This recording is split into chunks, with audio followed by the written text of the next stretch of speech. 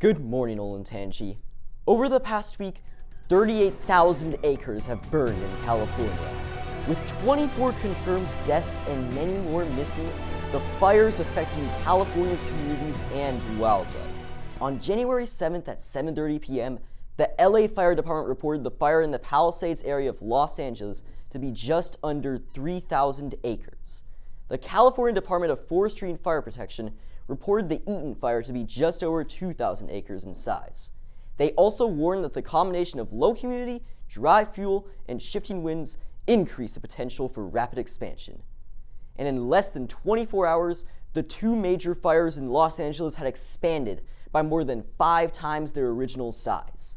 This sudden flare-up caused more effort to be focused on the fires. Due to the wild gust in Santa Ana, the fire spread rapidly throughout parts of Los Angeles.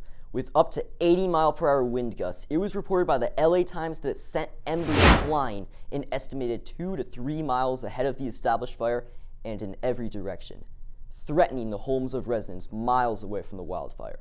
Black smoke descended in 50-mile-per-hour wind gusts, creating an inescapable storm of hazardous, blinding clouds from the wildfire. These hazardous clouds were spread by the powerful winds, reported to be as far south as San Pedro.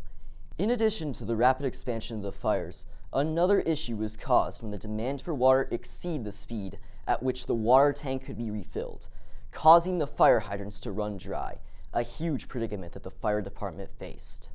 Despite the problem experienced with the fire hydrants, firefighters found ways to combat the fire, striking it from the sky.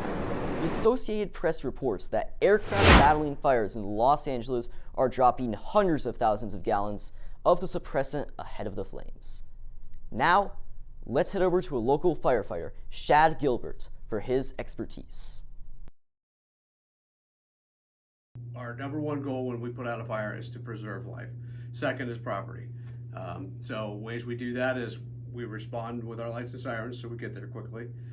We know where our water supply is, our hydrants, and then getting entry into the building is a big thing. We search for victims, and we search for fire. And when we find the fire, we put it out. If we find the victims, we take them out. Residentially, right now, if you have a fire in your house, you're probably going to be out of it for 9 to 12 months. Commercial-wise, it's an economic impact. You know, if Kroger burns down, then there's a lack of groceries in the neighborhood. The Red Cross is very good about helping people out. So that would be one thing you could do is either donate or volunteer for the Red Cross.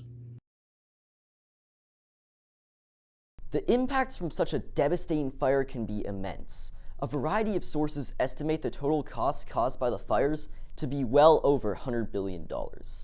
With all the fire structural damage, it won't only take money to rebuild the affected communities, it will also take time. So, what can you do to help? Well, donations are the best way to support those affected. Many organizations are now shifting their attention to the California wildfires. You can donate food, money, and other helpful resources in aiding their recovery from the wildfire. Here in Ohio, distributing helpful resources and money is the best thing we can do to help them. Now, let's head back to the newsroom.